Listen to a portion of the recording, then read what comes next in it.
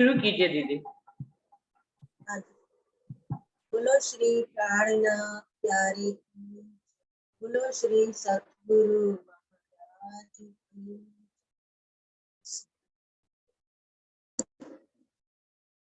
जो साहिब हमको मिले वो सब विध पूर्ण, जो साहिब हमको मिले वो सब विध पूर्ण, दर्शन देकर हमको किया खेल में धन धन, दर्शन देकर हमको किया खेल में धन धन, जो साहिब हमको मिले वो सब विध पूर्ण, आए हैं देश बदल और हित के वचन कहे, आए हैं देश बदल और हित के वचन कहे, मैं किस पे करूं जाहिर आत्म जो दर्द सही, मैं किस पे करूं जाहिर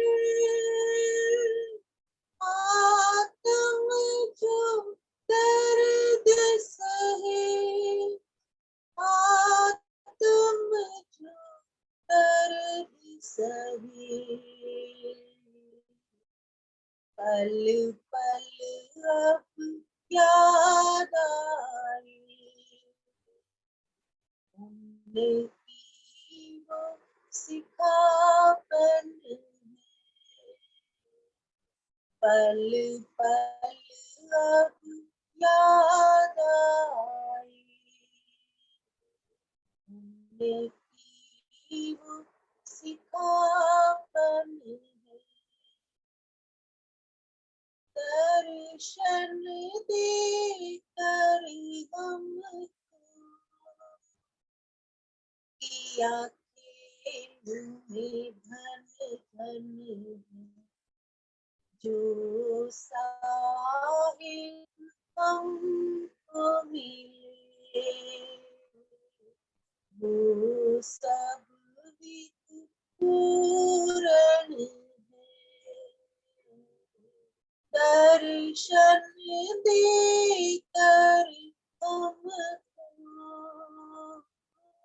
किया खेल धन धन, आदि तो सबको मिले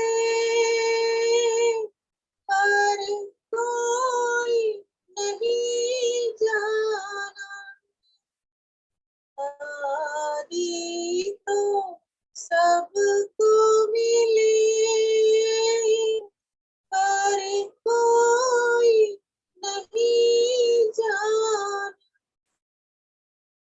वाणी भी सबने सुनी कोई नहीं पहचाना, कोई नहीं पहचाना, मेरे सतगुरु धाम धनी फिर आए जगावन है। मेरे सतगुरु धाम धनी, तेरे आए जगावन है। दर्शन देकर हमको किया खेल धन धन। दर्शन देकर हमको किया खेल धन धन। जो साहिब हमको मिले वो सब पूरन। सागर में रोके भरे प्रीतम की निगाहों में। सागर में रोके भरे प्रीतम की निगाहों दिखलाते ये आलम लेकर के पनाहों दिखलाते ये आलम लेकर के पनाहों लेकर के पनाहों में। साहिब ने माफ किए सबके गुण अवगुण है। साहिब ने माफ किए सबके गुण अवगुण है। दर्शन देकर हमको किया खेल में धन धन। जो साहिब हमको मिले वो सब पूरन है। दर्शन देकर हमको किया खेल धन धन। दर्शन देकर हमको किया खेल धन धन। किया खेल धन धन। बोलो श्री प्राणनाथ प्यारे की जय। बोलो श्री सतगुरु महाराज की जय। दीदी सालीवान ना आज सालीवान आज से जाहिर हुआ था। हाँ जी आज तो 9 वर्ष है। थोड़ा सा बताना दीदी। प्रणाम दीदी। प्रणाम जी। प्रणाम जी। शालीवान प्रणाम जी। बताना आज। प्रणाम जी। जी हाँ जी प्रणाम जी। सब सुंदर साथ जी के चरणों में कोटान प्रणाम कोट जी। जय प्रणाम जी दीदी। प्रणाम जी। प्रणाम जी। प्रणाम। बोलिए श्री प्राणनाथ प्यारे की प्रणाम जी। बोलिए श्री प्राणनाथ प्यारे की जय। बोलिए श्री सतगुरु महाराज की जय। समस्त सुंदर साथ की जय।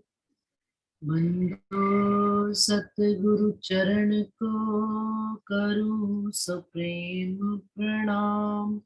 अशुभ हरण मंगल करन धनी श्री देव चंद्र जी, श्री प्राणनाथ निज मूलपति, श्री महराज सुनाम तेज कुंवर श्यामा युगल, जिक पल पल करूं प्रणाम, पिया जिक पल पल करूं प्रणाम। प्रथम लागू दो चरण को, धनिये न छुड़ाइयो खिन, लाख तली लाल एड़िया, मेरे जीव के ही जीवन, इन पांव तले पड़ी रहूं, धनी नजर खोलो बातू, पलना वालू निरखू नेत्रे, मेरे जीव के ही जीवन, मेरे जीव के ही जीवन। बोली श्री प्राणनाथ प्यारे की जय। समस्त सुंदर साथ जी को प्रणाम जी। सुंदर साथ जी, आज 2 अप्रैल नव वर्ष का प्रारंभ हो रहा है। अभी सुंदर साथ जी ने पूछा है कि कैसे होता है, तो उसका भी थोड़ा सा अपन विचार कर लेते हैं कि आज के दिन ही चैत्र मास में, एक्चुअल में जो 2 अप्रैल है वो तो इंग्लिश के महीनों के हिसाब से, जनवरी फरवरी मार्च अप्रैल के हिसाब से, लेकिन हिंदी के महीनों के हिसाब से आज चैत्र का महीना विशाख शुरू हो रहा है और 2 तारीख उसकी एक कहला रही है, जिसमें कि आज सन 1735 में हरिद्वार में जब आप स्वामी श्री प्राणनाथ जी इस संसार में जाहिर हुए हैं और समस्त धर्म ग्रंथ वालों ने, समस्त धर्मावलंबियों ने प्राणनाथ जी को एक विजयाभिनंद बुद्ध निष्कलंक अवतार की उपाधि दी और ये स्वीकार किया कि हाँ, आप ही विजयाभिनंद बुद्ध निष्कलंक अवतार हो। सारे धर्म ग्रंथों के साथ जब उनका आपस में वाद विवाद हुआ और उन्होंने स्वयं को जाहिर करके बताया और सारे धर्म ग्रंथों की गवाहियां भी दिलवाई उनको उन्हीं के धर्म ग्रंथों से, तो तब यहाँ पर बुद्ध जी शाखा का झंडा भी फहराया गया, जो हम सब मंदिरों में लाल रंग की पताका फहराते हैं, बुद्ध जी शाखा। और यहाँ से शाखा सालवाहन का भी प्रारंभ हुआ। उससे पहले विक्रम संवत चला करता था, अब शाखा सालवाहन चलने लगा। तो इस कारण से हिंदू पर्व वाले सारा हिंदू समाज नव वर्ष की गिनती आज से ही करता है। और हम भी निजानंद संप्रदाय के मानने वाले, क्योंकि प्राणनाथ जी संसार में सारी दुनिया में जाहिर हुए हैं, तो हम भी आज के दिन से ही अपना नव वर्ष का उत्थान मानते हैं। और जनवरी फरवरी मार्च तो अंग्रेजी के महीनों के हिसाब से, अंग्रेजों ने जब भारतवर्ष में राज किया तो तब से वैसा उनका चलन चल गया, लेकिन जो हिंदू धर्म को मानते हैं उनके हिसाब से नव वर्ष अप्रैल चैत्र समाप्त होता है और विशाख लगता है। ऐसा ही है कुछ कि विशाख लगता है। बाकी सुंदर साथ जी को और पता होगा, मैं अभी इसमें से पढ़ कर भी बता देती हूँ, क्योंकि खूब सुंदर साथ आजकल मैसेज डाल रहे हैं। बुद्ध जी शाखा चल रही है, विजयाभिनंदन बुद्ध निष्कलंक अवतार, करे विजयाभिनंदन जाहिर, बुद्ध जागृत अवतार, कलंक मेट ने कलंक करे, अखंड किया संसार। तो ये सुंदर साथ जी आज की बात है। और अब चलते हैं हम अपने श्रृंगार। प्रणाम जी। हाँ जी सुंदर साथ जी, कोई कुछ कहना चाह रहे हैं? तो अब श्रृंगार प्रकरण में प्रकरण 9 प्रारंभ करना है। प्रकरण 8 हमने कर लिया था। उमर जात प्यारी सुपने मुने, निस दिन पियू जपत। यहाँ से हमने पिछली बार प्रकरण शुरू किया था, प्रकरण 8वां, वो प्रकरण पूरा कर लिया था। लाल कदम न छोड़े मोमिन, जाकी असल हक नसीबत। आज 9वां प्रकरण शुरू कर रहे हैं, अर्स अंदर निस्बत चरण। अब सुंदर साथ जी इस 8 प्रकरणों में राजी महाराज ने सबसे पहले हमको ये बताया कि आशिक इन चरण की आशिक की रोचर। तत्पश्चात राजी महाराज ने हमको ये बताया कि धनी के चरण कमल फिर उन्होंने राजी महाराज के चरण कमलों की पूरी शोभा, राजी और श्यामा जी के चरण कमलों की कैसी शोभा है, उन्होंने क्या क्या श्रृंगार धारण कर रखा है, उनके चरण कमल कितने नाजुक नरम कोमल सुगंधी लिए हुए हैं, बारीकी से उन्होंने वर्णन किया। और उसके बाद वाले प्रकरण में इंद्रावती जी के माध्यम से हमें ये बताया कि पूरे संसार को छोड़कर आखिर हमारे में ही ऐसी क्या बात है खास कि धनी ने चरण कमल हमको ही दिए। वो कहते हैं कितनी भी आप परिक्रमा कर लो, दुनिया में घूम लो, कितने भी कोट कर्म कर लो, कर्म कांड कर लो, यत्न कर लो, परंतु धनी के चरण कमल नहीं मिल सकते। क्यों नहीं मिल सकते? क्योंकि धनी के चरण कमल सिर्फ निस्बत की वजह से ही मिलते हैं, संबंध की वजह से ही धनी के चरण कमल हमको इस ब्रह्मांड में मिले हैं। हमारी आत्मा का धनी के साथ संबंध है, तब ही हमको ये चरण कमल। अब इन चरण कमलों का सुख क्या है, वो इस प्रकरण में उन्होंने पिछले प्रकरण में हमको ये बताया कि धनी के चरण कमल जिस दिल में आ जाते हैं तो वो दिल यहाँ संसार में बैठे बैठे भी संसार के काल में अपनी आयु में पूरे परमधाम के 25 पक्षों में ही घूमता रहता है और दिल धनी की याद में ही बसता है। क्यों? क्योंकि परमधाम में अष्टपहर 24 घड़ियां धनी के संग ही रहा करते थे, उनके बगैर एक पल भी निकलता नहीं था। तो अब जब धनी के चरण कमल यहाँ इस दिल में संसार में आ गई है, तो इस दिल को भी धनी ने अर्श की शोभा तो दी ही दी है, साथ में धनी ने इस दिल को अपने 25 पक्षों में मगन कर लिया है। ये बात अपन ने पिछली बार पूरी सुनी थी कि कैसे राजी महाराज परिक्रमा में मानिक पहाड़, जवेरों की नहरें, बट पीपल की चौकी, पश्चिम चौगान, लाल चबूतरा, फिर आगे चले गए लाल चबूतरे के उधर चले गए तो पुखराज पहाड़, सारा वर्ण सामने आ गए परमधाम के, तो सातों घाट, फिर अर्श परमधाम के बिल्कुल सामने क्या है, अक्षरधाम है। तो इस प्रकार से परमधाम के 25 पक्षों का हमने विस्तार से वर्णन सुना है। अब जो इसके आगे अब प्रकरण हम आज शुरू करेंगे, अर्श अंदर निस्बत चरण। अब जैसे जैसे परमधाम की बाहरी शोभा के साथ फिर अंदर की शोभा, अब बिल्कुल गहराई से जो रंग महल है परमधाम में, सुंदर सा जी देखा होगा, तो बिल्कुल सेंटर में, और सेंटर में ऐसे लगता है जैसे बाहर से पहाड़ के रूप में परमधाम एक ताल, एक गोल बिल्कुल उसमें थाल के रूप में एक ही जवेर का अर्श हीरे का है, और उसके अंदर उस हीरे के जवेर के अंदर देखिए राजी महाराज ने 25 पक्ष खड़े किए हुए, और बिल्कुल उन 25 पक्षों के भी बिल्कुल गहराई से यदि हम वर्णन करते हैं तो अंदर ही अंदर बिल्कुल रंग खड़ा है।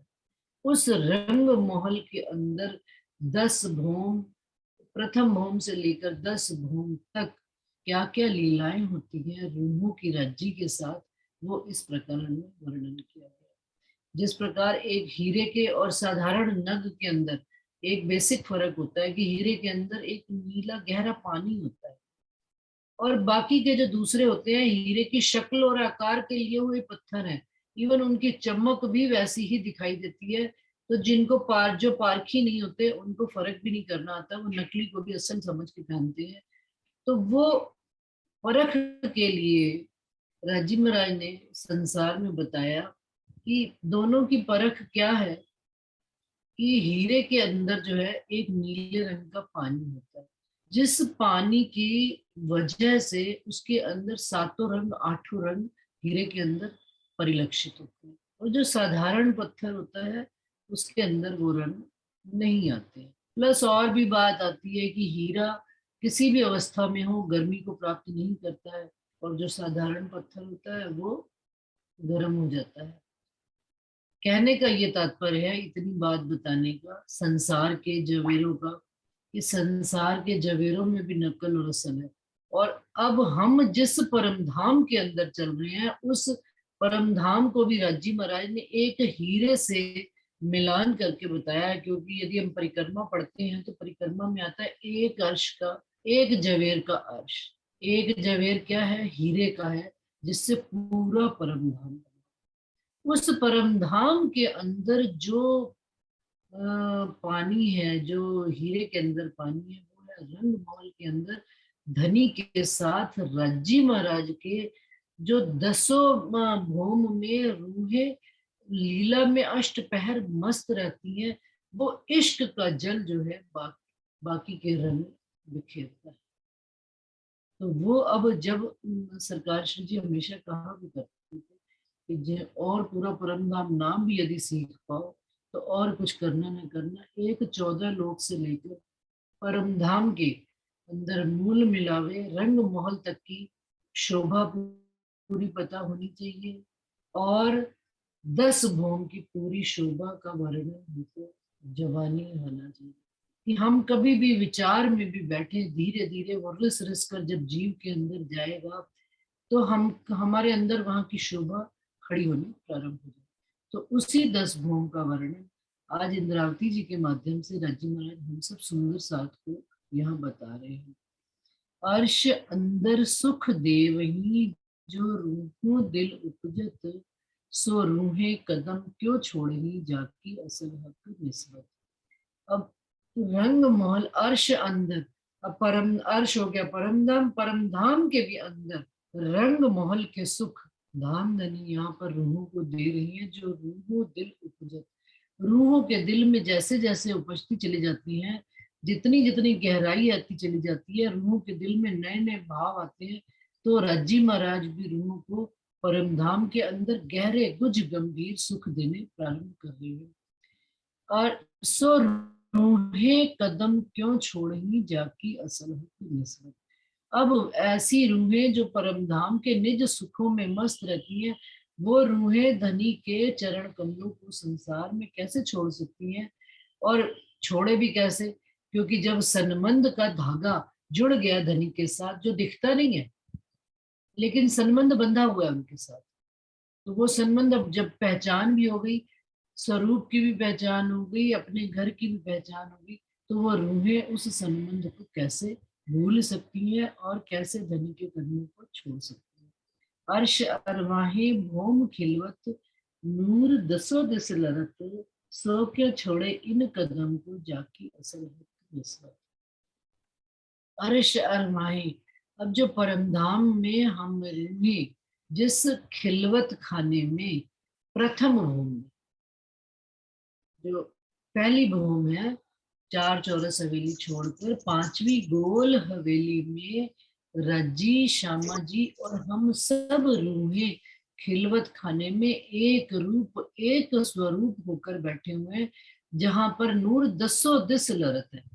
नीचे से लेकर आकाश तक और 10 दिशाओं में नूर ही नूर है, और जहां पर आपस में जंग खाती है नूर और पूर्ण प्रकाश, जहां आज दिन तक कहते हैं प्रथम भूमि में कभी भी हम क्या करते थे, प्रथम भूमि में जैसे ही प्रवेश करते थे तो रसोई की हवेली में जाकर भोजन किया, साथ में सीढ़ियों वाले मंदिर से चढ़कर ऊपर चले जाया करते। दूसरी भूमि, तीसरी भूमि, 5वीं भूमि, चौथी भूमि, परंतु कभी भी 4 चौरस हवेली छोड़कर 5वीं गोल हवेली के अंदर आगे परमधाम के अंदर आगे की लीला, उस भौम में प्रथम भौम में कभी हम आगे गए नहीं।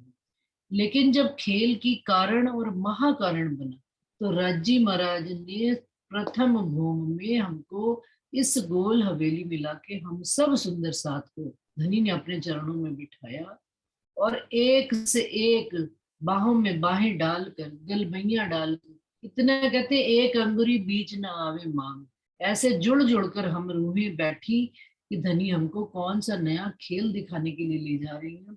और धनी ने हमको उस खेल में सावचेत भी किया आने से पहले कि भाई देखो, जिस खेल में तुम जा रही हो तुम मुझे तो भूल जाओगे, तुम स्वयं को भी भूल जाओ।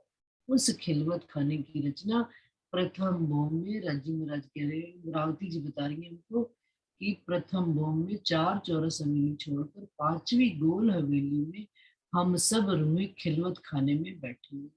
सो क्यों छोड़े इन कदम को, और वहीं पर हम इन कदमों को पकड़कर धनी के चरण कमल को पकड़कर इस खेल में सुरता रूप में आए बैठे। तो जब धनी हमको याद दिलावे तो क्यों नहीं याद आ रही, और धनी के उन चरण कमलों से रूहें एक पल के लिए भी जुदा हो नहीं सकती। रूहें 12,000 बिठाए के हक हाँसी का खेल, हाँसी को खेलावत। सो रूहें कदम क्यों छोड़ी जाके असल। अब जितने भी परम धाम में राजी महाराज खेल हमको खिलाया करते थे, आनंद मंगल के लिए खेल खिलाया करते थे, लेकिन अब जो खिलवत खाने में राजी महाराज ने हमको ये खेल दिखाया है, 12,000 रूहों को बैठा के एक से एक अंग मिलाकर, और नूर से नूर जहां पर लड़ रहा है, तो वहां पर किस वास्ते खेल खिला रहे हैं धनियम को? हंसी के वास्ते। अब वो कैसी हंसी होगी? आनंद मंगल वाली हंसी तो है ही है परम धाम में। आनंद मंगल भी खूब ही होगा जब हम यहाँ से जाकर वहां उठेंगे कि हमने क्या क्या किया, और और दिल में दुख भी आएगा। परमधाम में तो सुंदर सा जी दुख है नहीं, परंतु शर्मिंदगी यूं आएगी कि धनी कितने बड़े बड़े वायदे करके हम गए थे, और संसार में जाकर हमें अपनी और आपके स्वरूप की तो याद रही नहीं, और आपके याद दिलाने के बावजूद धनी आपने कितनी भांति से भांत भांत तरीके से अनेक बंध बांधे हमको जगाने के वास्ते खेल में, तो भी हम नहीं जागे। कैसा हंसी का धनी आपने हमको खेल, आपने खेल तो हमको आनंद मंगल का दिखाया था, लेकिन अब शर्मिंदगी से रूह के मुख भी ऊंचे नहीं हो रहे हैं। सो रूहें कदम क्यों छोड़ेगी जाकी असल। ले सुख चह बच्चे भूम दूसरी, मोहल बारे सहस्त्र जित। सो क्यों छोड़े रूहें कदम को जाकी असल है की निस्बत।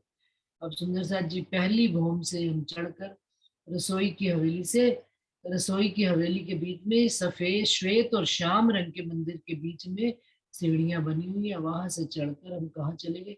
वैसे तो सुंदर साथ जी देखा जाए पूरे परमधाम में आप कहीं पर भी खड़े, मन चाहिए पातशाही है, और 2 मंदिर के बीच में सीढ़ी खड़ी हो जाएगी, क्या दिक्कत है, सीढ़ी से चढ़ जाएंगे।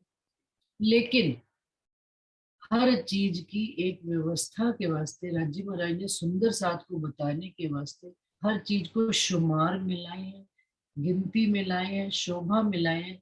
एक चीज का उन्होंने वहीं पर वर्णन किया, क्योंकि जिस संसार में जिस भूम में हम आए बैठे हैं, आए तो हम अर्श से फर्श वाली भूम पे बैठे। अब फर्श में हर चीज नियम से व्यवस्था से चल रही है, परम धाम में भी नियम और व्यवस्था है, लेकिन वहां पर रूह की मन चाहे पातशाही के कारण हम जब चाहे जैसा जिस तरह का चाहे सुख भोग लेते हैं।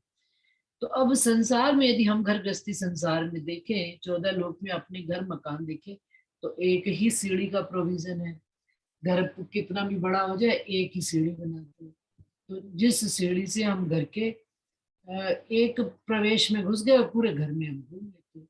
तो व्यवस्था की उस संसार की, क्योंकि नमूना उन्होंने संसार का ही लिया राज्य महाराज ने, इंद्रावती जी ने, तो नमूना उन्होंने संसार का क्या लेकर लिया, तो उन्होंने हमको ये दिखाया कि जैसे ही हम मूल दरवाजे से परमधाम के अंदर प्रवेश हमने किया, और प्रवेश करके 28 स्तंभ का चौक छोड़कर पहली चौरस हवेली के अंदर प्रवेश करते ही दहलानों से श्वेत श्याम मंदिर किधर, उत्तर की तरफ, श्वेत श्याम मंदिर के बिल्कुल कोने का मंदिर है, और चढ़कर ऊपर श्वेत श्याम मंदिर के बीचों बीच सीढ़ियां जा रही है।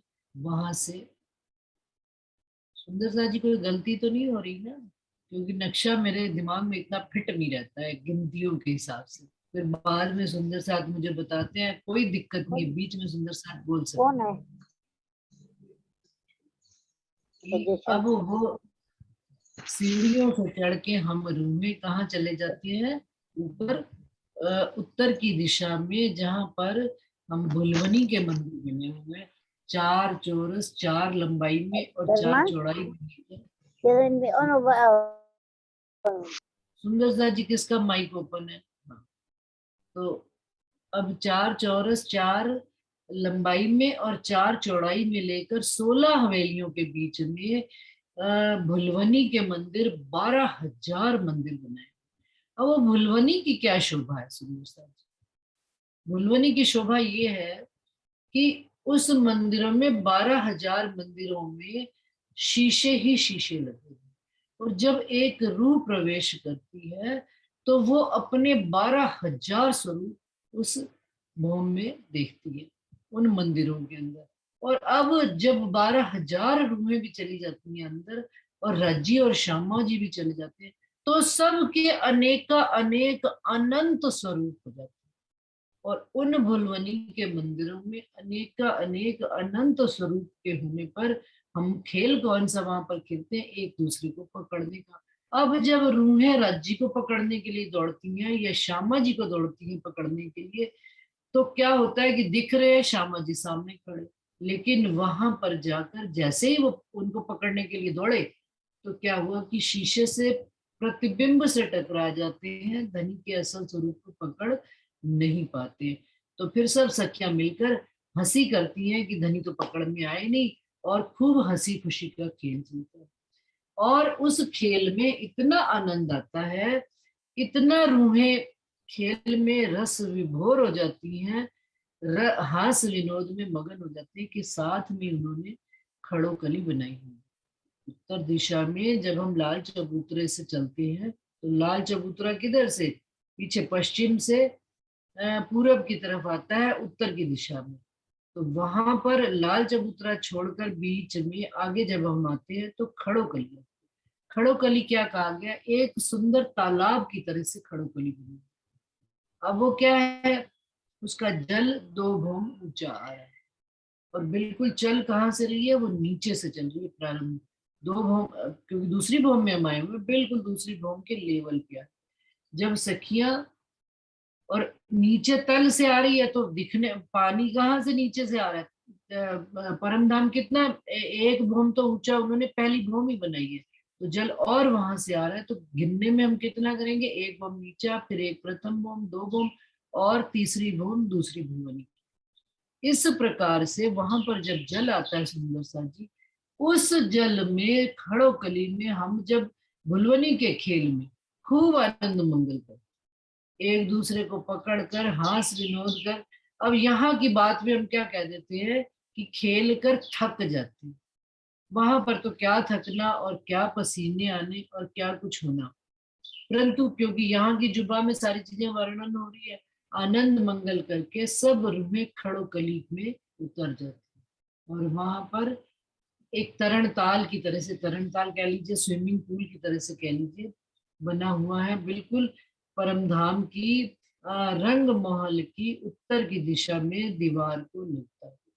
अब सब रूहें उस खड़ो कली में कूद जाती हैं, खूब स्नान होता है, खूब खूब ही लीलाएं होती हैं। सब रूहें राज्जी श्यामा जी उस खड़ो कली में। और सुंदर सा जी इसका वर्णन हमने, यदि हम पन्ना जी में जाते हैं तो पन्ना जी में भी खड़ो कली का एग्जाम्पल के रूप में बना हुआ है। गुम्बद जी के ऊपर जब सीढ़ी चढ़कर हम जाते हैं तो सुंदर साथ जी ने देखा होगा ऊपर परिक्रमा में एक क्या नाम उसमें, क्या उसको कहते हैं, हास के नहीं, हास के बीच में नहीं, घूमते कहेंगे दीदी।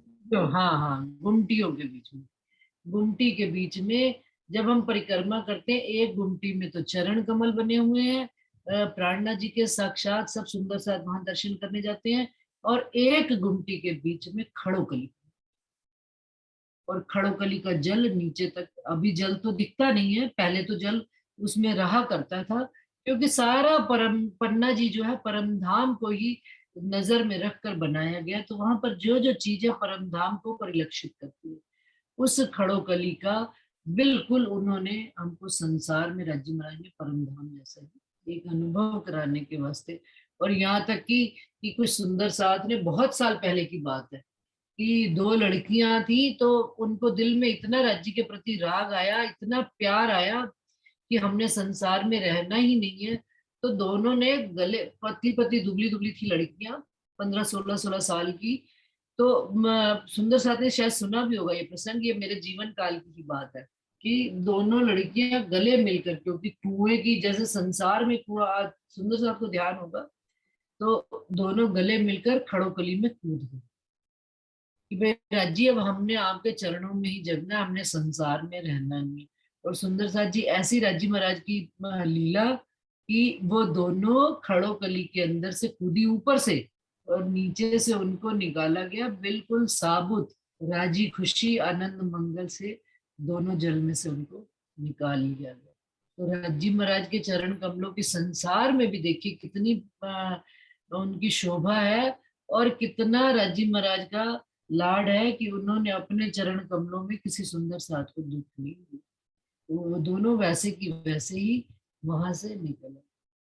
तो उस हम खड़ोकली में राजी श्यामा जी के साथ स्नान की लीला, आनंद मंगल की लीला, विहार की लीला हम दूसरी भूमि में 12,000 रूहें मिलकर 12,000 महलों में अनंत स्वरूपों से अपनी लीला करते हैं।